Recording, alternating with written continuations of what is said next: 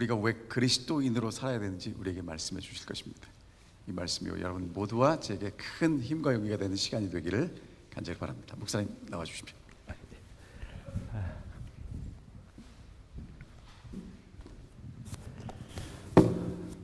안녕하세요. 좋은 안식일입니다. 저희가 미국에 사니까 영어로도 한번 해볼까요? Happy Sabbath. 네, 좋습니다. 감사합니다. 전 학생들에게 왜 안식일이 좋은 날이냐고 질문을 합니다. 그러면 학생들이 뭐 10계명에 이제 의존해서 이제 4계명을 외우는 학생들이 많이 있습니다. 물론 그 세 번째 계명이 바탕이 돼야 되겠지만 뭐 저는 성도님들에게 뭐 반문을 해보고 싶어요. 왜 안식일이 좋은 날일까요? 하고 뭐 지금 대답하시라는 건 아닙니다. 한번 생각해 보십시오. 저는 안식일이 왜 좋냐 하면 안식일은 인간이 가장 인간다워지는 날이라고 생각합니다. 피조물인 인간이 창조주를 인정하는 날이기 때문입니다. 내가 내 스스로 존재하는 것이 아니라 창조주이신 하나님으로부터 존재하는 가치관이라는 것이죠. 그래서 피조물이 인간이 가장 인간다워지는 날, 하나님을 인정하는 날이기 때문에 우리가 안식일이 즐거운 날이지 않을까라는 생각을 해봤습니다. 그래서 이번 주말에는 좀 제가 왜 그리스도인인지에 대해서 말씀드리고 싶은데요. 이렇게 좋은 기회를 주셔서 너무 감사합니다.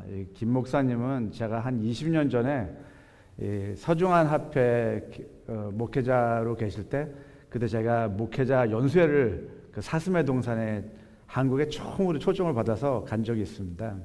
네, 거기서 처음 뵀었는데 뭐 영어를 독학으로 하셨다는데 아주 잘하시더라고요. 그래서 이제 미국에 목회할 준비를 하시고 계셨다는 걸 그때 알게 됐는데 벌써 20년이라는 세월이 참 지났습니다. 저는 1991년도에 스펜서빌 교회에서 양완주 목사님한테 침례를 받았습니다. 그게 벌써 한 30년이 넘었네요. 그렇죠? 예, 세월이 빠릅니다. 저는 그 앤드루스 대학교 안에 여러 대학원이 있는데 이 교육대학원의 안에 있는 여러 과중에 지도력을 가리키는 학과가 있습니다. 30년 됐는데요.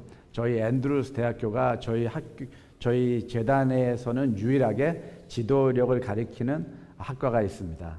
거기에서 제가 이 석사 과정을 담당하고 있고요. 그리고 사회혁신이라는 또 이 지도력을 담당하고 있습니다. 그래서 뭐 제 설교를 들어본 적이 계신지 모르겠네요. 예. 들어본 적 있는데 또 오셔서 감사합니다. 예, 그 많은 분들이 제 그 설교를 잘 안 들어보셨을 건데요. 뭐 설교라고 생각하지 마시고 그냥 같이 얘기 나눈다, 강의한다를 생각하셨으면 좋겠습니다. 저는 결혼해서 아이가 둘인데요. 저희 큰 아이는 간호사입니다. RN이고요. 그리고 저희 아들은 공군 조종사입니다. 저도 학교에서 근무하는 거 외에 군목입니다. 공군인데요. 저 2022년도에 대통령으로부터 봉사자 상을 받았습니다. 제가 담당하는 게 이 PTSD라고 하는 건데요. 그 우리 군인들이 매 90초마다 자살을 시도합니다. 굉장히 힘든 삶을 살아가는 사람들이 많거든요. 그런 사람들을 상담하는 거를 제가 직접 하지는 않고 다른 군목을 교육시키는 일을 합니다. 네, 그래서 그걸 열심히 이제 했기 때문에 상을 받았는데 참 좋으신 하나님이에요, 그렇죠? 네, 그래서 한번 해볼까요? God is good. 제가 이제 God is good 그러면 성도님은 all the time 하시는 거예요. God is good. All the time. 이게 이제 보통 이제 미국 교회들을 가시면 이제 이렇게 인사를 많이 하는데 한국 교회 가서 이제 God is good 그러면 뭐 보통 분들이 아멘 그러세요. 네, 이제 제가 이제 설교하다가 가끔씩 이런 인사를 나누기로 하겠습니다. 제 강의는 솔직히 제 책이 이 Pacific Press 저희 교회 출판사에서 출판이 된 책을 사용할 건데요. 영어로 원래 했었는데 이게 이제 지금 스페니쉬하고 프렌치 그리고 한국말로 호남앞에서 이걸 저 책을 번역을 해주셨어요. 지금은 포르투기하고 서비안 랭귀지로 지금 번역을 하고 있다고 합니다. 그래서 정말 감사한 일이죠, 그렇죠? 예, God is good all the time. 감사합니다. 자, 잠시 기도하고 시작할까요? 하늘에 계신 아버지 감사합니다. 저희에게 참 감당하기 어려운 이런 은혜와 또 자비로움 허락하신 거 감사합니다. 저희가 이 받은 은혜 저희가 간직하는 삶이 아니라 또 나눠주고 또 저희 자신이 다른 이들에게 복이 되어 다가갈 수 있도록 해주시옵소서. 주님께서 함께해 주실 것 믿사오며 이 모든 말씀 주 예수님 이름으로 기도드렸습니다. 저는 제가 갖고 있는 신학관은 이렇습니다. 쉽게 얘기해서 신학이라고 하는 것은 저희가 하나님의 말씀을 명상하고 또 설교 듣고 성경을 공부하고 그래서 하나님에 대해서 배운다는 거죠. 그래서 하나님의 뜻을 알려고 하는 것이 이제 신학인데 그 신학관이 우리의 삶에 영향력을 미친다고 생각합니다. 그래서 저희의 이 윤리관이 이 신학 개요가 어떻게 성립이 되어 있느냐에 따라서 많은 차이를 가져올 수 있다는 것이죠. 그래서 저는 그 학생들에게 저희의 삶의 여정은 이 love ethic, 저희 신학이 바탕이 된 love ethic이라고 하는데요. 쉽게 얘기해서 이런 겁니다. 어떤 종교 단체의 신학에 대해서 알고 싶다면 그 사람들의 삶을 들여다 보십시오. 그러니까 우리의 삶을 통해서 우리가 어떤 신학관을 가지고 있다는 것이 드러난다는 것입니다. 예. 그래서 그 문제에 대해서 이 주말에 나눌 거예요. 우리는 어떠한 신학관을 갖고 있습니까? 어떠한 삶을 살아가고 있습니까? 크게는 두 개로 나눠지는데요. 첫째는 천국 중심적인 신학관이 있고 두 번째는 예수님 중심적 신학관이 있습니다. 근데 저희가 어떤 신앙관을 갖고 있느냐에 따라서 저희의 삶의 윤리관은 큰 차이를 가지고 옵니다. 그래서 이 화이트님께서 이런 말씀하셨는데 같이 한번 읽어볼까요? 교회는 사람을 구원하기 위해 하나님께서 세우신 기관이다. 교회는 봉사를 위하여 조직되었으므로 그 사명은 온 세상에 복음을 전하는 것이다. 태초부터 하나님은 당신의 교회를 통하여 당신의 충만과 풍족을 온 세상에 나타내시려고 계획하셨다. 하나님께서 어두움에서 불러내어 그의 기이한 빛 가운데 들어가게 하신 교인들은 하나님의 영광을 나타내어야 한다라고 하셨습니다. 쉽게 얘기하면 이런 거예요. 이 패스터 론 윌리엄스가 이렇게 얘기한 건데 하나님의 교회가 선교 사명을 갖고 있는 것이 아니라 선교의 하나님이 교회를 가지고 계신 것이다라는 거죠. 그래서 저희가 만약에 이 천국적 신앙 중심을 갖고 있다고 한다면 신학관이 이 하나님의 교회가 선교 사명을 갖고 있다라고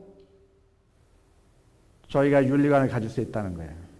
근데 우리가 예수님 중심적인 신앙관을 갖고 있다면 저희는 선교의 하나님이 교회를 가지고 있다고 라고 하는 윤리관을 가질 수 있다는 것이죠.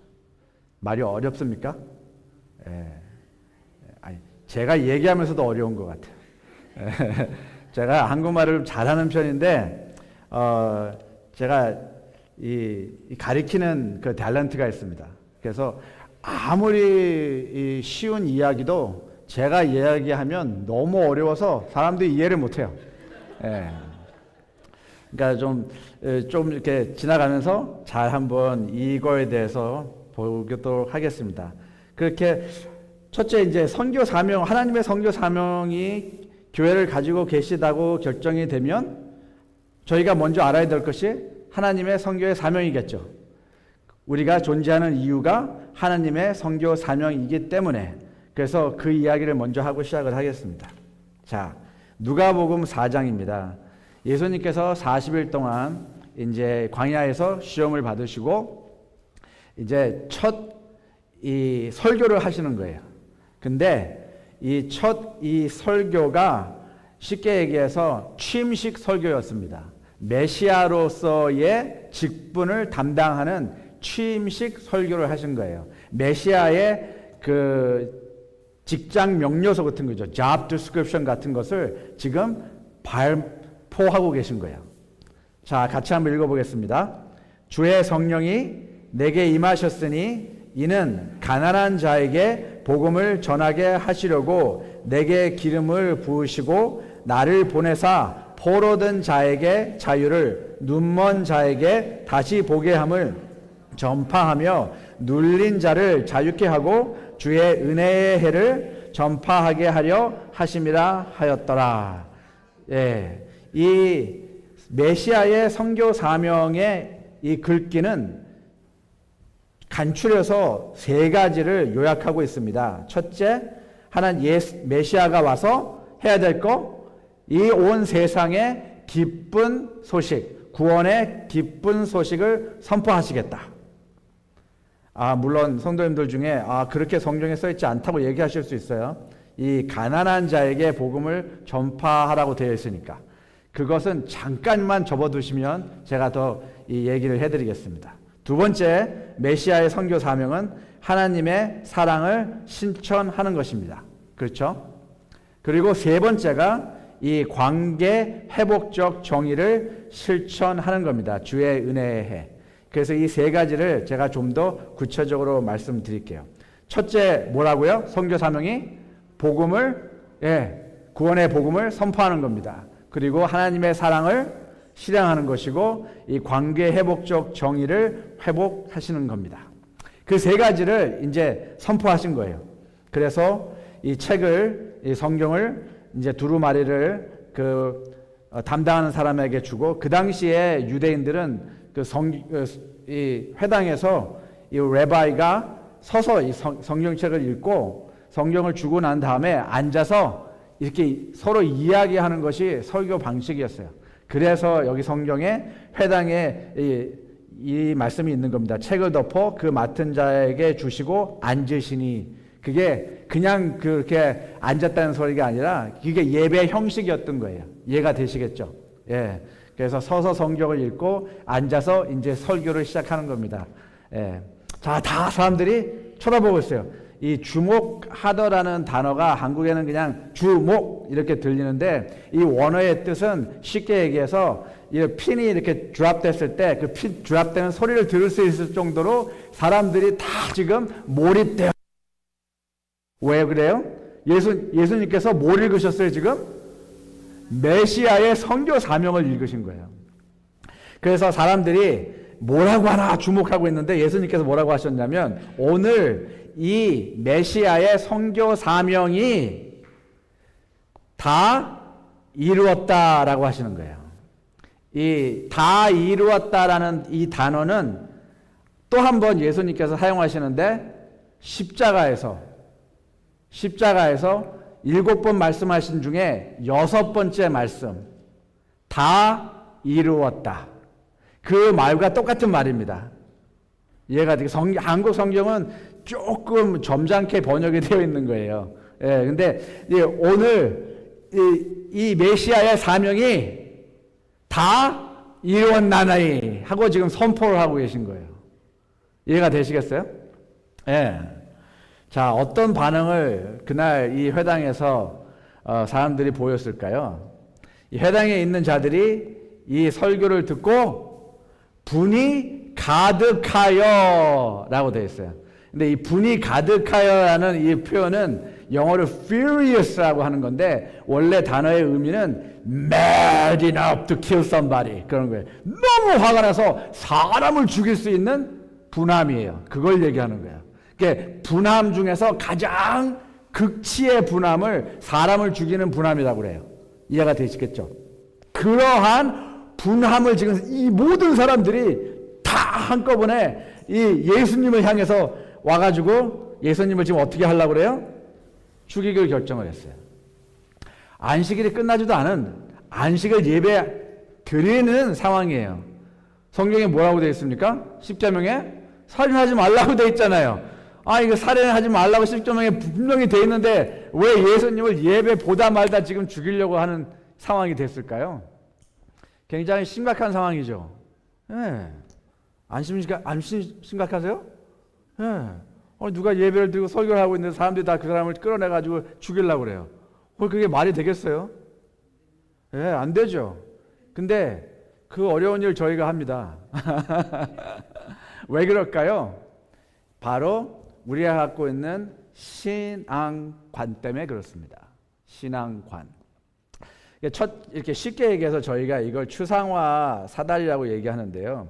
이 추상화 사달이라고 하는 건데 이 추상적인 관점과 구체적인 관점이 나눠진다는 거예요. 제가 쉽게 얘기를 들어보겠습니다. 1840년 이후로 북미주에 여러 교파가 성립되기 시작했습니다. 근데 다 다른 성경 해석을 갖고 선포를 하기 시작을 했어요. 근데 한 가지는 다 공유를 했어요. 뭔지 아세요? 14만 4천입니다. 낸 이하에. 이것을 다 구체적인 숫자라고 생각을 했어요. 예. 재림 교회도 여호와 증인도 몰몬교도 여러 교파들이 그 당시에 생겨나면서 다들 똑같이 14만 4천이 구체적이라는 숫자로 이해가 됐어요. 근데 문제가 생겼어요. 무슨 문제가 생겼을까요? 얼마 되지 않아서 이 교인 숫자가 14만 4천에서 25만, 50만이 넘어가기 시작했어요. 그러니까 어떻게 해요, 이제 교회 지도자들이 우리 14만 4천 다 됐습니다. 괜찮습니다. 교회에 더 참석하지 않으셔도 됩니다. 성경 안 해도 됩니다. 이런 관점을 가졌을까요? 아니죠. 우리가 생각했던 이 숫자는 실질적이고 구체적인 숫자가 아니라 추상적인 숫자라는 생각으로 이제 신앙관을 바꾼 겁니다. 이해가 되시겠어요? 어떤 분들은 이게 아직 바뀌지가 않은 분도 계신 것 같아요. 근데 뭐 어떻게 하시겠습니까? 하나님께서 모든 분을 다 사랑하십니다. 자, 문제가 됐어요. 첫 번째 문제가 뭐였을까요? 그날 아침에. 첫 번째 문제는 예수님께서 이사야 61장을 읽으셨다는 그 자체가 문제였습니다.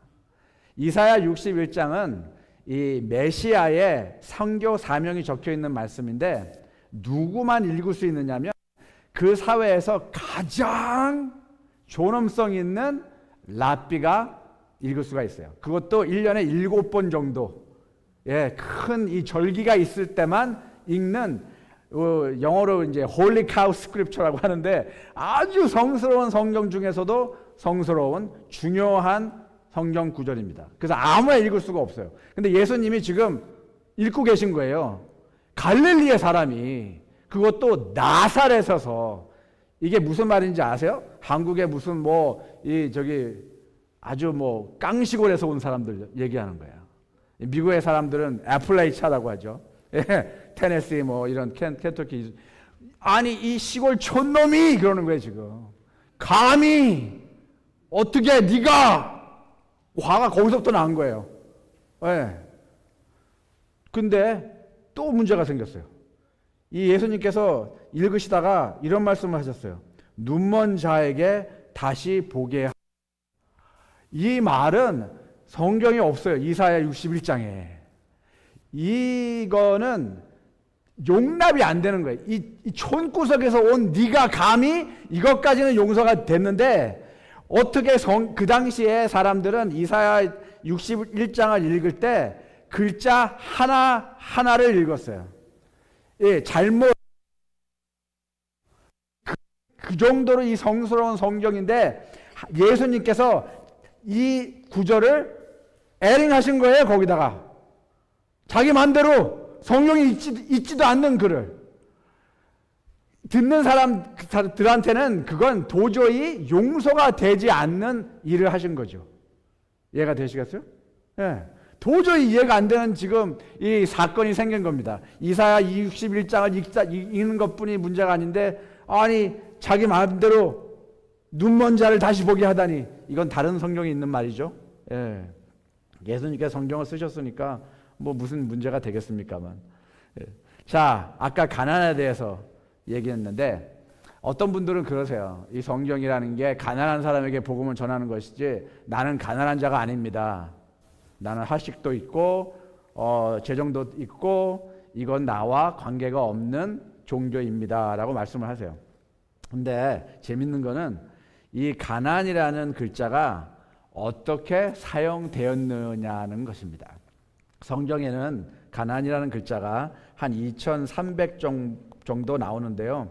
어느 교파는 뭐 2200이라고 그러고 어느 교파는 2300이라고 그러고 막 서로 그냥 막 그게 뭐 구원의 문제도 아닌데 왜 그런 데다 목숨을 거는지 몰라요, 저는. 근데 하여간 중요한 것은 많이 사용됐다는 겁니다. 근데 가장 중요한 것은 이 글자가 어떻게 사용되었다는 것이죠. 자, 80%의 이 2000이라고 했을 때 80%의 상태에서 이 가난이라는 글자는 전인적 관점에서 바라본 가난입니다. 그래서 쉽게 얘기해서 육적으로, 정서적으로, 사회적으로, 영적으로 온전하지 않은 상태를 가난이라고 하는 거예요. 그거를 성경어로 성경에 이 홀로스라고 하는 건데요. 저희가 영어로 왜 holistic이라는 말 쓰죠. holistic이라고 하는 전인이라고 하는 그 단어의 원어가 이 홀로스입니다. 그래서 미 주이시 사람들이 슐롬 그러잖아요. 예, 사바 슐롬 얘기할 때 이 슐롬이라고 하는 그 단어의 그 뿌리가 되는 글자가 홀로스예요. 그래서 이 슐롬이라는 단어는 쉽게 얘기해서 당신 온전한 상태입니까? Are you having abundance of life? Fullness of life? 그래서 육적으로, 정서적으로, 사회적으로, 영적으로 온전한 삶을 살고 있습니까? 라고 하는 게 홀로스고 슐롬이에요. 아시겠어요? 그래서 그 상태가 아닐 때를 80%의 가난이라고 하는 상태로 사용을 됐고 이 다음에 10%는 사회적인 영향에 의해서 가난하게 된 상태를 얘기하는 거예요. 전쟁이 났거나 뭐 기근이 났거나 뭐 이런 이 외형적인 어떠한 영향력 때문에 가난한 자가 됐어요. 그게 10%고 나머지 10%는 자기가 재정 관리를 잘 못해서 그 탕자의 비유에 나오는 가난한 자라는 그 의미입니다.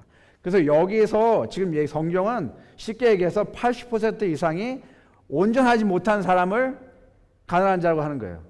자, 여기에 계신 분들 중에 온전하다라고 생각하시는 분 계세요? 네, 나는 온전해. 네, 성경에 그래서 아무도 없다고요. 오직 예수 그리스도만이 온전하다고 되어 있습니다. 저희는 imperfect human being이에요. 그래서 온전치 않은 인간이에요. 그래서 우리는 온전한 하나님이 필요한 겁니다. 그렇죠? 예, 그 어려운 게 아니에요. 근데 온전하지 않은 인간이 스스로 온전해지려고 하니까 문제가 된다는 거죠. 그래서 저희가 학생들한테 어떤 학생들은 이 Seventh Day Buddhist라고 제가 그래요. 죄송합니다. 이게 영어하고 한국말하고 섞인 농담이 돼가지고. 그래서 이사야 61장에 나온 그 가난이라는 말은 바로 그거예요. 80% 온전하지 않은 상태. 모든 사람에게 하나님께서 복음을 주기 위해서 오신 거예요. 가난한 사람에게 돈이 없다라는 그 상태가 아니라. 자, 이제 세 번째 문제 이게 이날 가장 아주 이슈가 된 건데요. 이 이사야 61장을 보시면 어떻게 끝나냐 하면 여호와의 은혜의 해와 우리 하나님의 신원의 날을 전파하며라고 되어 있어요. 근데 그 당시에 그 유대인들은 메시아가 와서 이러한 일을 할 거라는 거에 대해서 관심이 전혀 없었어요. 그들의 관심은 딱 두 가지였는데 이 마지막 세대의 징조 두 가지. 하나는 여호와의 은혜의 해가 성립될 것이고 두 번째는 이 하나님의 신원의 날이 전파될 것이다. 이 두 가지였어요. 이 두 가지였는데 이 두 가지 중에서도 어떤 것이 제일 중요했냐면 하나님의 신원의 날. 메시아가 오면 로마인들이 쫓겨나고 사마리아인도 쫓겨나고 모든 이방인들이 쫓겨나고 우리는 이스라엘 민족, 이스라엘이 다시 이 온 세상의 중심이 되는 날이 되는 것이다 라는 그것이 하나님의 신원의 날이었어요. 그래서 가장 중요한 구절이죠. 근데 지금 예수님께서 그 구절을 읽지도 않으셨다는 겁니다. 예. 여기 보시면 뭐라고 되어 있어요? 이 갇힌 자에게 노임을 어디 갔죠? 제가 이래서 손이 두 개가 필요합니다. 주의 은혜의 해를 전파하게 하십니다라. 거기만 딱 읽고 Day of Vengeance of God 그걸 읽지 않으셨어요. 그러니까 그 사람들은 지금 화가 끝까지 날 때까지 난 거예요. 지금 이해가 되시겠죠? 자, 이 은혜의 해라는 게 뭔지 잠깐 짚어보고 가겠습니다. 많은 분들이 이 구절을 잘 이해를 못하시기 때문에 관계 회복적인 정의에 대해서 저희가 그렇게 이해성이 부족할 때가 많아요. 근데 여호와의 은혜의 해라는 것은 이 희년을 얘기하는 것입니다. 레위기 25장에 보시면 이 매년 50회가 되면 이 희년이라고 하는데 그것을 이 아까 얘기한 그 똑같은 은혜의 해예요. The year of Lord's favor. 그래서 이 하나님께서 이 우리 인간에게 왜 50년마다 이 희년 제도를 실천하게 하셨어요. 이게 법이었어요. 예. 그래서 모든 땅이 원래 주인에게 돌아가게 하고 이 종된 자들은 그 종된 상태에서 이제 해방이 되고 이해가 되시겠죠? 원 상태로 돌아간다는 거예요. 원 상태로 돌아간다. 그래서 이 안식일 준수는 그 당시에 이 관계 회복적인 제도에 의해서 이 희년을 상기시키는 날이었어요. 그래서 우리가 돈을 안 쓰는 거예요. 돈을 안 쓰는 이유가 그냥 단지 6일 동안 돈을 썼기 때문에 안식일 날 돈을 쓰지 않는다라는 게 아니죠. 그렇게 우리가 뭐 원리를 갖는다면 안식일 날 운전하고 왜 교회 오세요? 6일 동안 운전하고 다니셨잖아요. 걸어서 교회 오셔야죠. 그렇죠? 안식일 날 왜 식사하세요? 아니 일주일 내내 식사하셨으니까 일주일 날은 금식하셔야 되는 거예요. 그게 잘못된 신앙관이 되는 거죠. 왜 우리가 돈을 쓰지 않느냐? 희년 제도 때문에 그렇습니다. 안식일 날 돈을 안 쓰면 우리 모든 사람이 편한 사람이나 모든 사람이 돈을 쓰지 않을 때 동등해진다는 거예요. 동등해진다는 거죠. 그래서 안식일 날 이 희년 제도에 대한 가치관을 상기시키기 위해서 우리가 돈을 쓰지 않는 겁니다. 우린 모두 예수님 안에서 하나님 안에서 동등한 하나님의 자녀라는 가치관을 일깨워 주기 위해서입니다. 근데 저희는 그 가치관을 잊어버렸어요. 왜? 이 예수님 중심 신앙이 아니라 하늘나라 천국 중심 신앙이 되면서 이 예수님의 이 뜻을 저희가 우리의 생각과 우리의 원함, 이 urge, opinion 이런 걸로 바꿔봤어요.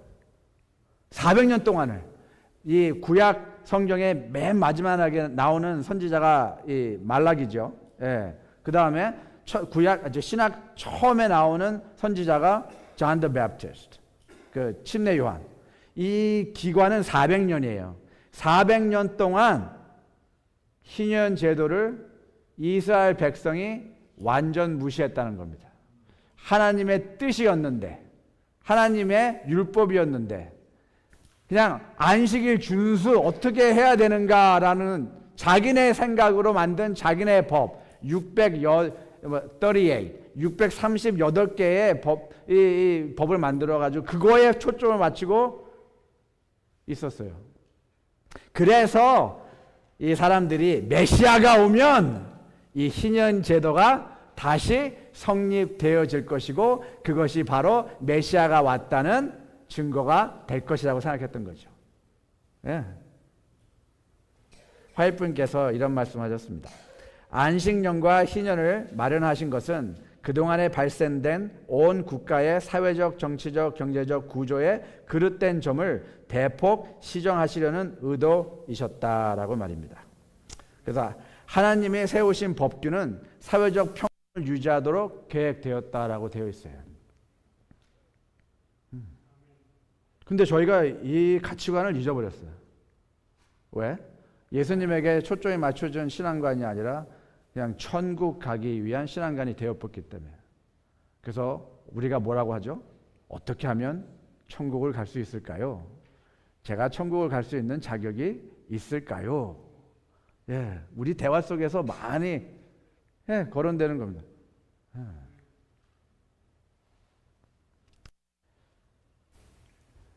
제가 재밌는 얘기 하나 해드릴까요?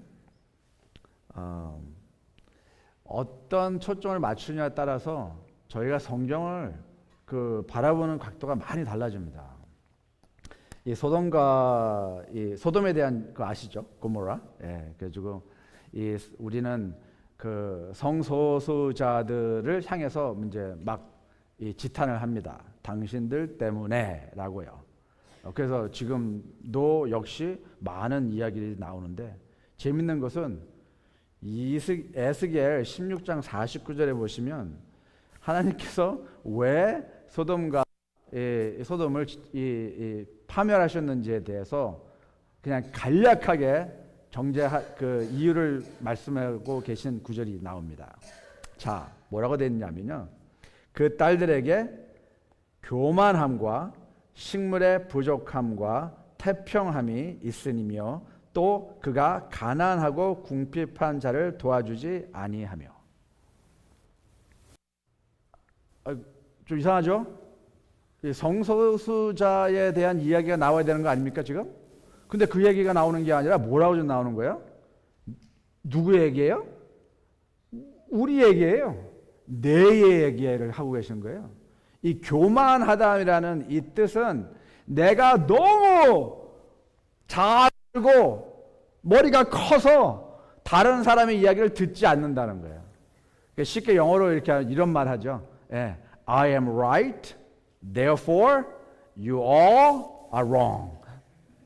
예, 그것을 교만함이라고 하는 거예요. 예, 그냥 다른 사람은 다 틀린 거예요, 무조건. 그리고 여기에 식물의 부족함이라고 되어 있는데 한국말은 참 점잖아요. 이 원의 뜻은 무엇이냐면 배가 터져라 먹었다는 거예요. 배가 터져라 먹었다는 거예요. 여기 사람들에게 나눠주는 게 아니라 자기 배가 터질 정도로 먹고, 또 태평함이라는 건 다른 사람들이 죽어가고 있는데도 신경 쓰지 않는다는 거죠. 747 비행기에 사람이 꽉 찼어요. 한 대도 아니고 9대 비행기 매일 이 지구를 향해서 곤두박을 칩니다. 가난해서 먹을 게 없어서 죽어가는 사람들을 태우고, 조그만 간단한 약이 없어서 치료를 못해서 항생제가 없기 때문에 죽어가고 있는 사람들을 태우고, 매일 737 비행기 9대가 추락을 합니다. 근데 저희는 태평해요. 내 은행 구자에 돈이 얼마나 들어와 있는가, 내 리타이먼트 펀드에 돈이 지금 얼마나 있는가, 전쟁을 해서 내려가고 있으니까 이런 걸 걱정을 하지, 비행기 9대가 사람을 가득 채우고 매일 곤두박을 칩니다. 그런데 저희는 태평합니다. 가난하고 궁핍한 자를 도와주지 않습니다. 매일의 삶 속에서 소돔과 고모라가 파멸당한 것은 바로 저희 때문입니다. 바로 나의 삶 때문입니다. 이해가 되시겠어요? 예. 다른 사람에게 이렇게 하는 게 아니라 우리 자신을 먼저 돌아봐야겠죠. 예. 자, 그래서 이 다른 건 다 몰라도 이 가난에 대한 이 인식은 좀 확실히 좀 하셨으면 좋겠어요. 예. 자, 또 잘못다라고 하기보다는 혼동된 해석이 있는데 이 심판이라는 글자예요. 심판하다. 그래서 저희는 이 심판하다 단어를 어떻게 생각하냐면 법정에서 어떠한 죄를 지은 사람에게 형벌을 내리는 것 같은 뭐라고 해야 되죠? court system. 예, 법정에서 사용되는 단어라고 생각을 해요. 그래가지고 이 정죄한다라는 의미에서 이 판단이라는 단어를 사용하는데 그거는 하나님의 단어예요. 하나님의 정죄함, 이 wrath of God이라고 하는 건 W-R-A-T-H. 그거는 정의로운 angry, 예, 화가 나죠. 정의로운 화. 예, 하나님께서만 하실 수 있는 거예요. 저희는 그걸 할 수가 없어요. 왜? 우리는 정의롭지 않아요. 인간은 정의로울 수가 없어요. 인간은 self-centered예요. 예, 모든 것이 다 이기주의고 개인주의. 저희는 정의로울 수가 없어요. 그래서 정의로우신 하나님이 필요한 거예요. 그래서 정의로운 하나님의 화만이 공정한 판단을 할 수 있어요. 우리가 해야 될 판단이 뭐냐면 우리에게 주어진 판단은 그 판단이 아니라 이런 거예요. 그는 억눌린 자를 위해 공평한 판단을 내리시며 굶주린 자에게 먹을 것을 주시고 갇힌 자를 석방하신다. 내가 어떻게 하면 줄이고 있는 사람을 위해서 도와줄 수 있을까? 라는 판단이라는 거예요. 내가 하는 심판은 죄를 심판하는 것이 아니라 가난하고 고통당하는 사람들에게 어떻게 하면 그 억울한 문제를 해결해 줄 수 있을까? 그게 나의 정죄함이고 나의 재판이라는 것이죠. 이해가 되시겠어요? 예. 죄를 묻는 게 아니라 어떻게 하면 사람들을 도와줄 수 있을까? 그게 우리의 일입니다. 그래서 이사야 1장에 선행을 배우며 공의를 구하며 학대받는 자를 도와주며 고아를 위하여 신원하며 과부를 위하여 변호하라 하셨습니다. 예. 이게 우리가 할 일이에요. 이게 우리가 해야 될 심판입니다. 어떻게 하면 사람들을 도와줄 수 있을까 하는 심판. 무슨 잘못하고 이거 먹고 이거 하고 이런 심판을 하라는 심판이 아니라 어떻게 하면 하나님의 사랑이 필요한 사람들에게 다가가서 하나님의 자비와 사랑을 나눠줄 수 있을까 하는 심판을 하라는 것이죠. 근데 하나님에게 초점이 맞춰지지 않고 천국에 맞춰지다 보니까 저의 심판 자체가 바뀌어버렸어요. 하나님의 심판을 우리가 꼭 내가 하는 심판으로 생각을 하는 거예요. 큰 문제가 있죠. 힘드세요? 저는 재밌는데. 저는 학교에서도 저는 혼자 막 재밌어가지고 그러는데 학생들이 막 힘들어 하더라고요. 그럼 뭐 어떻게 하겠어요.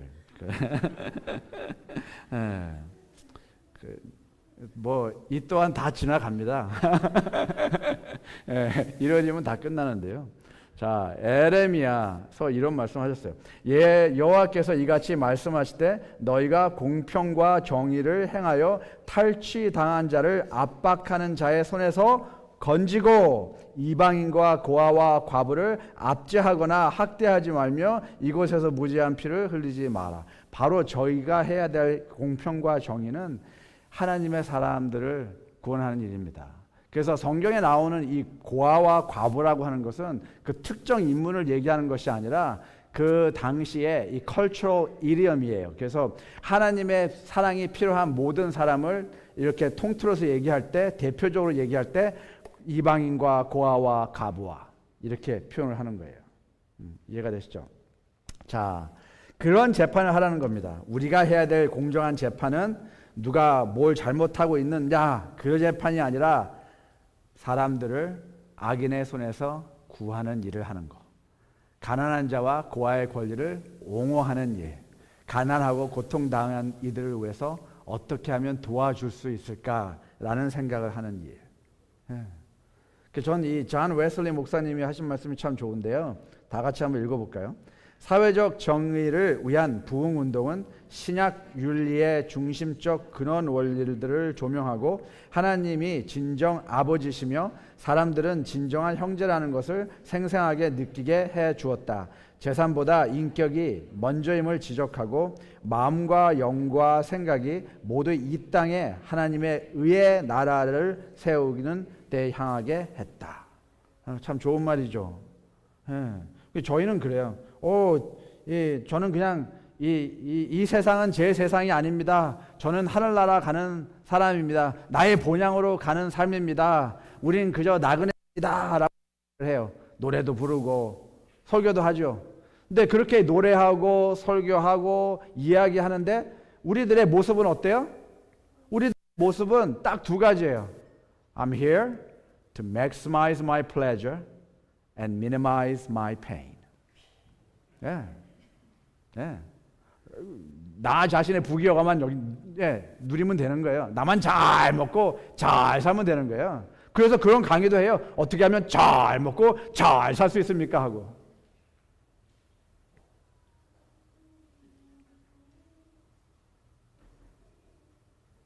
우리의 신앙관이 천국입니까? 하나님입니까? 그래서 이 정의라는 단어, 이 관계 회복적이라는 단어가 이제 가장 이제 저희가 잘 다루지 않는 단어인데요. 저희가 잘 아는 단어는 이제 칭의, 그렇죠?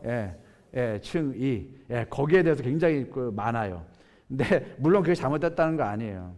이 구약에는 이 의라는 단어가 이 두 가지로 나눠 있어요. 하나님의 그 의와 우리의 인간의 사회적인 의가 이렇게 두 개로 나눠져 있는데 이 두 단어가 신학에서는 하나가 되었어요. 하나가 이렇게 되었어요. 왜? 십자가에서 모든 의를 예수님께서 이루셨기 때문에. 그래서 우리에게 중요한 칭의. 성경을 읽으실 때 그 righteousness라고 되어 있는 글자, 특히 이제 로마서 같은 데는 이 righteousness가 굉장히 많이 나오잖아요. 그 단어를 다 justice로 바꿀 수 있어요. 똑같은 단어예요. 자, 그런 면에서 무슨 뜻인지 제가 설명을 해드리겠습니다. 400년 동안 어떤 일이 있었어요? 그 사람들은 이 justice를 어디다 포커스를 맞췄냐면 응보적인 정의, retributive justice. 눈에는 눈, 이에는 이. 네가 날 때려? 내가 갚아줄게. 이런 정의였어요. 근데 예수님이 오셔가지고 지금 뭐라고 하시는 거예요? 눈은 눈으로 이는 이로 갚으라 하였다는 것을 너희가 들었으나 나는 너희에게 이르노니 I say unto you. 그게 무엇이냐면 너희가 잘못된 걸 내가 바로 고쳐줄게. 잘 들어봐. 그러는 거예요. 악한 자를 대적하지 말고 누구든지 내 오른편 뺨을 치거든 왼편도 돌려대며 또 누구든지 너로 억지로 오리를 가게 하거든 그 사람과 심리를 동의하고. 이 관계적 회복적 정의를 말씀하고 계셨어요. Restorative justice. 이게 문제가 된 거예요. 이게 문제가 된 거예요. 이 사람들이 용납할 수가 없었어요. 400년 동안 그들은 메시아가 오면 응보적 정의를 행할 거라고 믿고 있었어요. 근데 지금 예수님께서 당신이 메시아라고 하시면서 이 응보적 정의에 포커스를 맞춘 게 아니라 관계적 회복적 정의에 맞추고 계신 거예요. 성도님들 이게 누군지 아세요? 로마 병정들을 얘기하는 겁니다. 로마 병정들. 그 당시는 로마 병정들이 이 자기들이 가지고 다니는 이 가방이라든지 이 방패라든지 이게 굉장히 무겁잖아요. 다 철로 된 거니까. 그래가지고 이 길에 가다가 청년들을 불러 세워가지고 너 내 거 가지고 1 mile 가. 1 mile.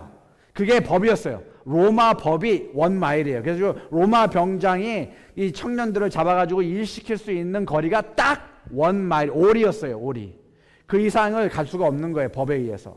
그래서 어떤 일이 생겼냐면 보통 이 로마 병정이 이제 사람을 시켰으니까 제가 유대인 청년이라고 생각하면 이제 이 사람한테 을 내려주고 제가 좀 멀리 이렇게 좀 떨어져요. 거리를 두고 그 다음에 소리를 지르기 시작합니다. 하나님, 이 나쁜 로마인을 처벌해 주십시오. 욕을 하고 땅에 침 뱉고 도망갑니다. 그것이 노상 있는 모습이에요. 노상 그런 일이 생겼어요. 그래서 응보적 정의를 점점 그 사람들은 키우고 있었어요. 근데 예수님께서 오셔서 지금 뭐라고 하는 거예요?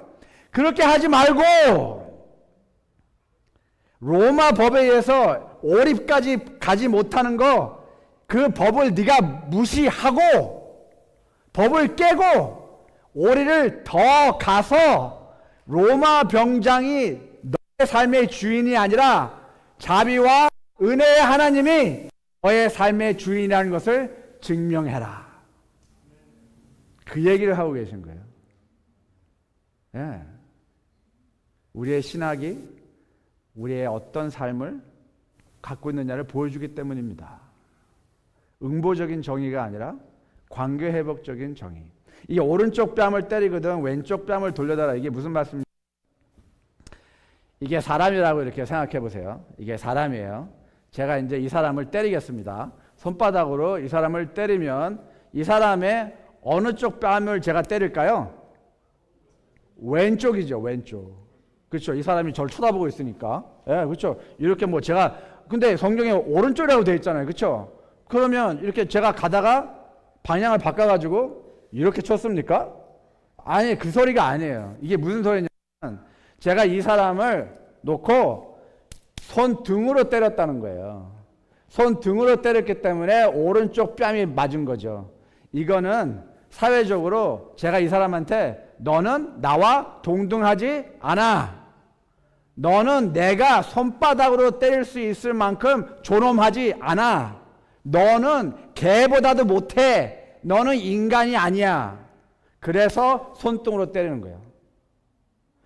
예수님께서 누가 너를 인간 취급하지 않거든 이런 말씀을 하고 계신 거예요. 그 당시에 사람들은 다 응보적인 정의로 야, 네가 나한테 감히 내가 누군지 알아? 제가 한번 비행기를 탔는데 비행기가 막 연착이 되고 막 실지 있었어요. 그 연착이 되고 막 그랬어요. 그랬는데 이 사람이 와가지고 Do you know who I am? 예, 막 화가 나가지고 자기가 이제 비행기 타고 가야 되는데 그러니까 플라이트 어텐던스가 뭐라 그런지 아세요? 마이크로폰에 대고 Is anyone here knows who he is? He seems to forget who he is. 그런 말씀. 예, 누가 여기 중에서 이 아저씨 누군지 아시는 분 있으면 나오시라고. 예. 재밌죠? 예. 제가 이야기해드릴까요? 가나안의 결혼식. 가나안의 결혼식. 제가 9시에는 끝나기도 하겠습니다. 이제 1시간 정도는 해야겠죠? 예, 멀리서 왔는데. 예. 이거 한국에서 뭐라고 그러죠? 이게 뭐 매일 오는 것도 아니고, 자주 오는 것도 아니고. 예, 그것도 이렇게 한번 가면 또 부르지도 않습니다. 제 별명이 미국 사람들이 저한테 Hit and Run Specialist라고 그래요. Hit and Run Specialist. 제가 그냥 교회 가가지고 폭탄을 던지고 그냥 목사님 알아서 하세요. 그러고 저는 가버려요. 예. 자, 가나안의 결혼 잔치 다 아시죠? 그렇죠? 사람들은 보통 3가지로 이 성경 구절을 다가갑니다. 첫째,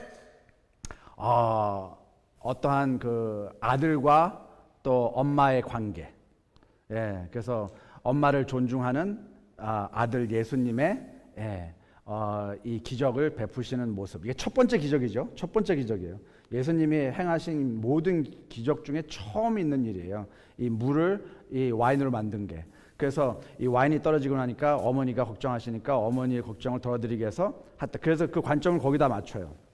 또 두 번째 관점은 이제 이 와인이 이 예수님의 보혈의 피를 상징하는 것이다 라는 그 또한 그 구원의 관점을 맞춰서 저희가 또 이야기를 풀어나갑니다. 또 세 번째 관점은 뭐냐면 어떤 분들은 이게 와인이 아니고 이게 그레이프 주스인데 뭐 그러면서 포도 주스를 이제 포도 와인이라 했다고 하면서 또 초점을 맞춥니다. 그렇죠. 근데 가장 중요한 것이 뭐냐면 이날 사건에 맨 끝에 나오는 말씀입니다. 예수께서 이 첫 표적을 갈릴리 가나에서 행하시며 그의 영광을 나타내심에 뭐라고요? 제자들이 그를 믿으리라. 제자들이 믿었다라고 되어 있어요. 믿느니라. 자, 뭘 믿었을까요? 그때 예수님이 메시아라고 믿지 않았어요. 그때 당시에. 그렇죠? 제자들 중에서는 끝에까지도 그냥 혼동이 된 친구들이 있었는데 이 첫 번째 기적 상태에서 예수님 당신은 메시아입니다. 그걸 믿었다는 게 아니에요. 그 사람들이 그 첫 기적을 통해서 믿었다는 거죠? 그러니까 저희는 그런 질문을 해야 된다는 거예요. 그래서 제가 사회혁신과에서 사람들을 아이들이 아니라 다들 나이 많으신 분들인데 학사학위 하고 박사학위 하시니까 근데 그 사람 분들에게 제가 도전을 하는 게 우리는 질문을 하지 않는 게 잘못이다라고 그래요. 그래서 질문을 해야 돼. 그들이 믿은 게 무엇인가? 답은 이렇습니다. 사회혁신이었습니다. 사회를 뒤집어 엎을 것이라는 것을 그 제자들이 예수님의 첫 기적을 통해서 믿기 시작한 거예요. 사회혁명가가 우리가 기다리던 예수님이다라고 믿기 시작한 거죠. 자, 어떻게 된 사실인지 보여드릴까요? 어디 가서 이런 소리 듣겠습니까? 자, 그 당시에는 농번기 사회였어요. 농번기 사회, 그렇죠? 농민 사회예요. 농민 사회. 그래서 성경에 그 예수님의 아버지를 직업을 저희가 목수라고 하는데 그 목수라는 단어가 아니라 테크난이라는 단어인데, 그러니까 쉽게 얘기해서 핸디맨이라는 소리죠. 그 당시에는 그 목수라는 그런 것이 아니라 그냥 농번기 사회 속에서 그 사회 속에서 손재주 있는 사람들이 있잖아요. 의자도 만들고 테이블도 만들고 그런 거예요. 그래서 예수님께서 모든 사용하신 비유들이 무슨 비유예요? 농사 짓는 일에 대한 비유예요. 안 그랬으면은 테이블 만드는 이야기를 하셨겠죠. 의자 만드는 이야기를 하고. 자, 그 당시에 농민들 사회였는데 농민들이 이 세금을 내야 됩니다. 성전에다가 이 half shekel 내야 되고 또 11금 프리스트에게 내야 되고 로마에게 12%를 내야 되고 헤롯 왕 가에다가 이 땅 주인들이에요. 그 당시에 15% 20%의 수확량을 내야 돼요. 근데 이걸 내지 못하면 아까 두 번째로 얘기한 가난 뭐였죠? 기근과 재난과 이런 것 때문에 내지 못하는 상태가 되면은 그 사람들이 어떻게 되는 거예요? 종이 되는 거예요. 2, 3년 계약직 종이 되는 거예요. 그래서 메시아가 오면 그 종로로 타던 것에서 해방이 되어질 거라는 기대감을 갖고 살았던 것이죠. 자, 이게 무슨 소리냐? 왜 이게 문제가 되느냐? 그 질문이 나오는 거예요. 그렇죠? 그 당시에 3대 농작물이 이 갈릴리 지방에서 나왔습니다. 헤롯 왕과 헤롯가는 이 작물을 가지고 돈을 벌었어요. 90%의 이 작물을 로마에다 팔아서 돈을 벌어서 이 궁전도 짓고 자기네들 별장도 짓고 도로도 놓고 이 수로도 놓고 했던 거예요. 그 많은 것을 항구도 만들고 했는데 다 돈이 어디서 나왔겠어요? 무역을 해서 그런 거예요. 무역을 해서 돈을 벌어서 할 수 있었어요. 그 무역한 품목 3가지가 뭐냐면 갈릴리에서 나온 첫째 와인. 이 와인 이게 첫째 이 물품이었어요. 두 번째는 오일이에요. 겟세만의 동산. 그게 오일 동산이에요. 그리고 세 번째가 이 밀이에요. 밀. 이 세 가지를 90%를 이 노마에다 팔아서 사람들에게 그 돈을 착취를 해서 자기네들이 배불리 먹고 살았어요.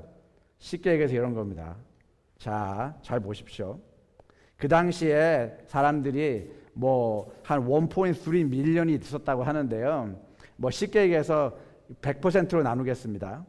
이 10% 이 사람들이 10%의 지도층이에요. 지도층. 10%의 지도층의 이 사람들이 군림하고 나머지 평민들은 90%입니다. 자, 이 와인, 이 10%의 이 지도층이 그 당시에 90%의 와인에 가질 수 있었어요. 이 90%의 사람들은 이 10% 정도 와인만 그들이 사용할 수 있었어요. 그래서 예수님께서 물로 와인을 만드셨을 때는 지금 어떤 일이 생긴 거예요? 세상을 뒤집어 버린 거예요.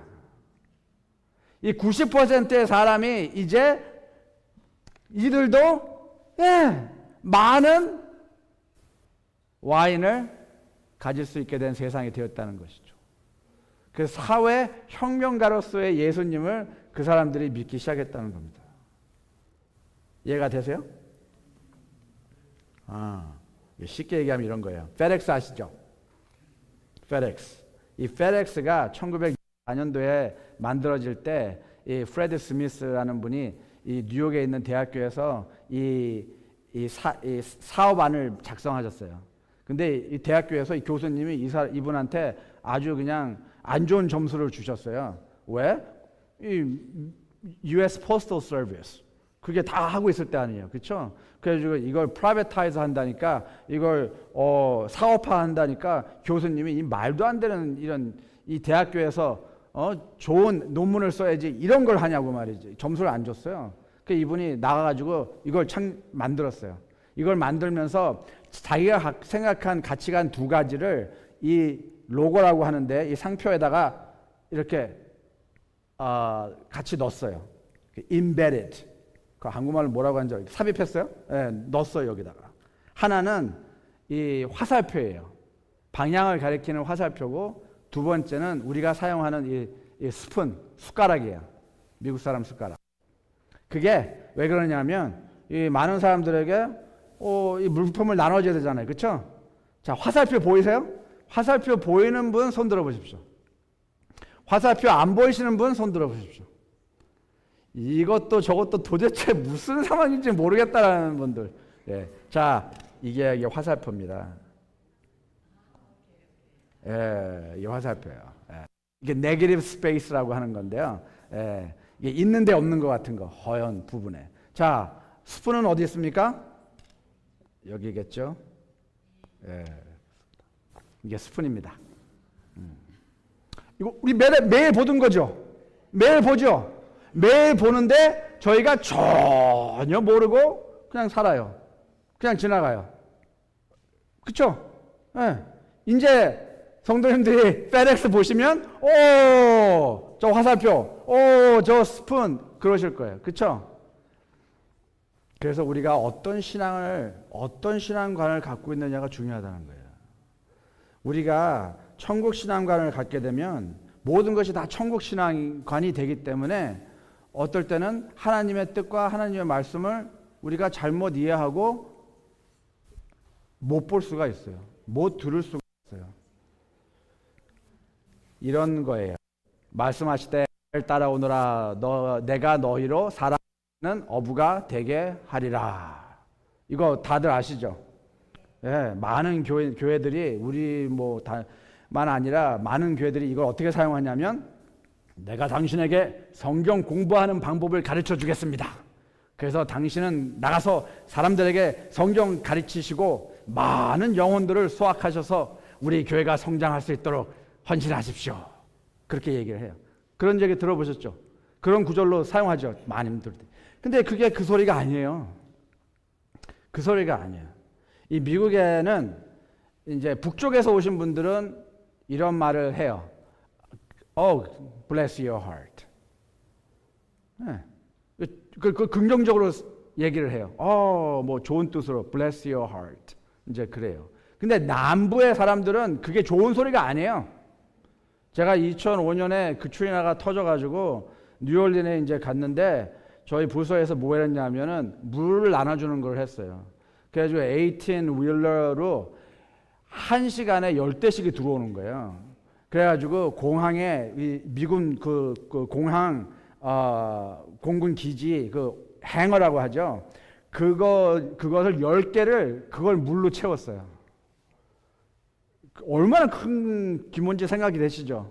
예. 그걸 열심히 다 꽉꽉 채운 거예요. 빈틈없이. 그래서 저는 막 그냥 와, 이걸 해냈어 우리가. 막 이러고 있는데 연방 정부의 그 피마에서 사람들이 오고 주정부에서 사람들이 왔어요. 그래가지고 누가 여기 책임자냐고. 저는 제가 또 그냥 목에 힘주고 제가 북미주의 사회복지 부장에다가 제가 이거 우리가 다 했습니다. 막 힘주면서 이러고 있었어요. 근데 그 사람들이 저한테 그러는 거야. Bless your heart. 그러니까 저는 북쪽에서 왔으니까 Thank you. 이제 그랬죠. 근데 이 멍청아 하는 소리예요. 똑같은 말인데 북쪽에서는 그래 좋게 얘기하는 거지만 남쪽 사람들은 이 멍청아 하는 소리예요. 왜 그런 소리 들었냐면 저는 그 물 나눠야 되는 줄 몰랐어요. 물이 다 물이지. 그걸 나눠. 병원에 가는 물은 distilled water. 예, 이 변기들 다 소독시켜야 되잖아요. 그걸 스프링 워터를 넣으면 그 기계들이 다 망가져 버려요. distilled water만 넣어야 돼요. 근데 제가 그것도 모르고 이물 저물 그냥 막 다 때려 넣은 거예요. 그냥 짬뽕으로. 예, 구별도 안 되게. 예. 그럼 그 좋다고 그냥 잘했다고. 그 물을 분리를 했어야 되는데 모르니까. 그래서 사람들이 와가지고 bless your heart 그러니까 저는 그냥 thank you. 그 사람들이 얼마나 기가 착했어요. 자기한테 욕을 하고 있는데 그것도 모르고 thank you 그러고 있으니. 바로 그거예요.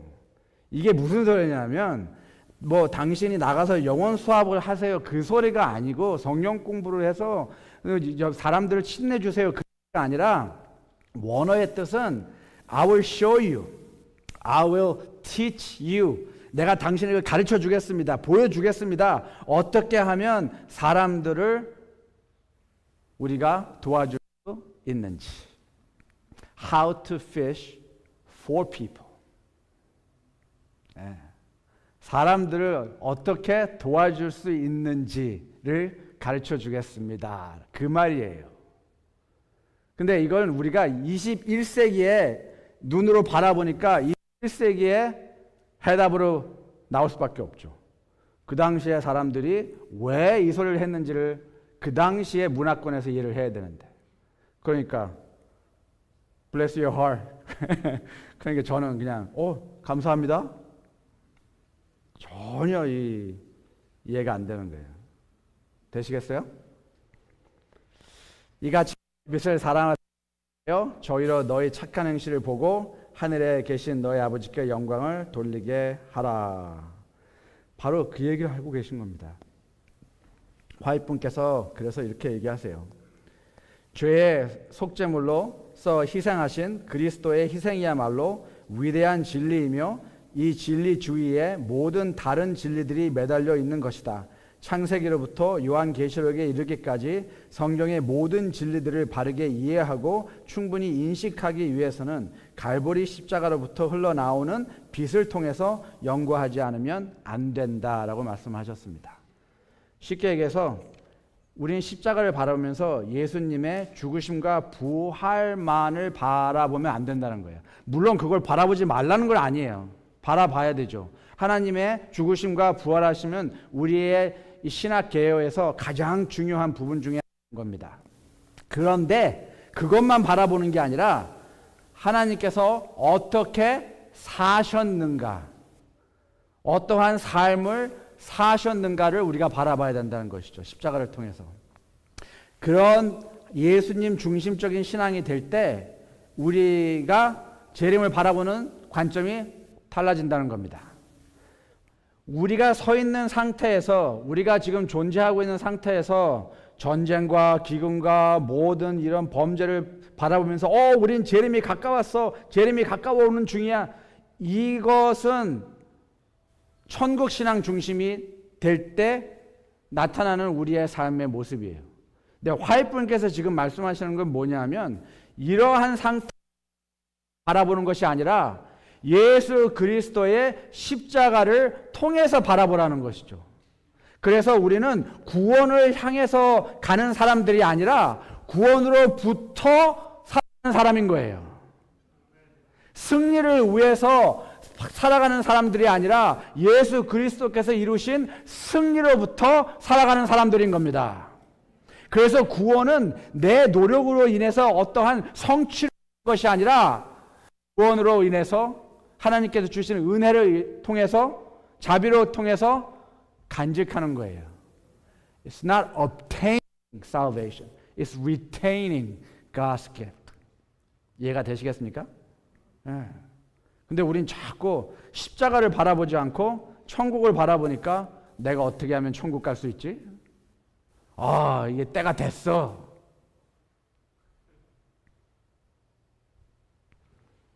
우리는 지금 이 땅에서 내가 예수 그리스도의 제자로서 무엇을 해야 하는가에 초점을 맞춰야 합니다. 예수 그리스도께서 뭐라고 하셨습니까? 내가 온 이유는 모든 사람에게 구원의 복음을 선포하고 하나님의 사랑을 실천하고 관계 회복적 정의를 실천하기 위해서라고 말씀하십니다. 그래서 하나님의 교회인 우리는, 하나님의 자녀인 우리는, 하나님의 발자취를 따라가는 우리 모두 그리스도인들은, 하나님의 제자들은 우리가 해야 될 일이 뭐예요? 이거예요.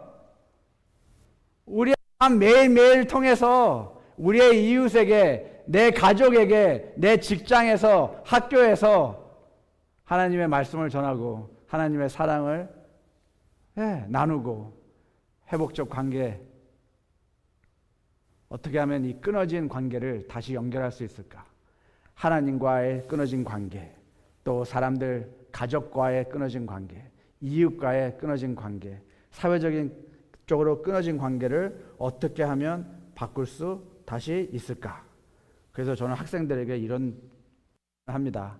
질문을 바꿔야 한다고요. 내가 자격이 있습니까? 라는 질문이 아니라 내가 그리스도인으로서 나의 책임을 실행하고 있느냐는 질문으로부터 시작되어야 합니다. 그래서 우린 질문을 바꿀 때 우리의 생각이 바뀌고 또 생각이 바뀌기 때문에 우리의 삶의 방법이 바뀌고 전도의 방법이 바뀝니다. 그래서 결과적으로 우리는 우리의 신앙이 무엇인가를 우리의 삶을 통해서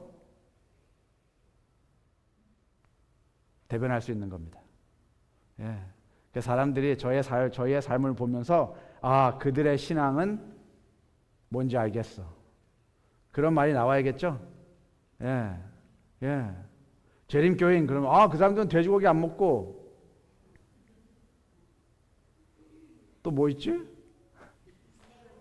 아, 멸치 안 먹어요?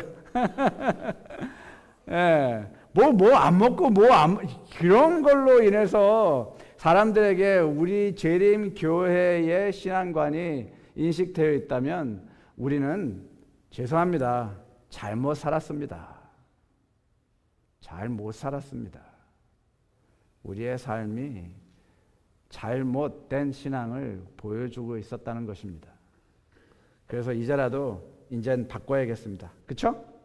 네. 그래서 내일은 누가복음 10장에 있는 말씀, 아주 잘 아시는 말씀이에요. 그 사마리아인에 대한 이야기인데, 솔직히 사마리아인의 이야기는, 사마리아인의 초점은 그 전체 이야기의 10%밖에 안 되는 겁니다. 근데 저희는 이 이야기를 사마리아인에다가 다 초점을 맞췄어요. 그러다 보니까 지금 나눈 예수님과 이 나눈 대화 전체적인 걸 다 그냥 무시해버렸어요. 그래서 내일은 그 이야기를 할 것입니다. 마지막으로 끝나면서 이 이야기 하고 끝나도록 하겠습니다. 저희 성도님들 중에 그런 말씀들 하시더라고요. 저 청년들이 와서 그래요. 부모님들도 뭐 이 홈커밍 데이에 와서 막 그래요. 어떻게 하면 저희 자녀들이 예수님을 더 사랑하고 어떻게 하면 더 헌신하고 어떻게 하면 더 예수님의 제자로서의 모습으로 살아갈 수 있겠습니까? 라고 막 얘기를 해요. 그리고 자기네 자녀들이 이제 이 믿음의 생활을 살아가고 있다고, 교회에 남지 않고 있다고. 진짜 그래요. 저희 아이들 보면 고등학교 졸업한 아이들 중에 아직까지 신앙생활하고 있는 아이들이 한두 명밖에 없어요. 예. 감사하죠. 그래서 제가 그분들에게 이런 말을 합니다. 이거는 다들 아시는 이야기예요. 한 번씩은 다 읽어보셨을 만한 책인데요. 이 어린 왕자 다 아시죠? 예. 이 이야기가 나옵니다. 이 아버지가 배를 만드는 아버지인데 이 아들에게 이 배를 만드는 방법을 가르쳐 주려고 열심히 그러는데 이 아들이 도대체 배를 만드는 걸 배우려고 하지 않아요. 예, 막 이렇게도 얼레도 보고 달래도 보고 엇박을 좀 쳐보기도 하고 그런데 아들이 전혀 이 배 만드는 거에 대해서 관심이 없어요. 그 어린 왕자와 대화를 하면서 어떻게 하면 내 아들이 이 배 만드는 방법을 좀 배우려고 할까요? 그렇게 했어요. 그랬더니 어린 왕자가 이렇게 얘기합니다. 배를 만들게 하고 싶다면 배 만드는 법을 가리키기 전에 바다에 대한 동경심을 키워주세요. 그러면 스스로 배를 만드는 법을 찾아낼 것입니다. 하나님을 사랑하면 우리가 사랑하는 모습을 보여주고 하나님의 사랑을 우리가 나누기 시작하면 우리 자녀들이 왜 이 신앙에서 떠나가겠습니까? 그렇죠? 하나님을 사랑하게 하는 것이 우리는 가장 우선이 되어야 합니다. 우리의 삶을 통해서 우리가 하나님에 속한 사람이라는 것을 증명해야 되고 우리의 삶을 통해서 사람들이 이 사람들은 하나님을 사랑하는 사람들이야 라는 신앙이 되어야 되겠습니다. 감사합니다.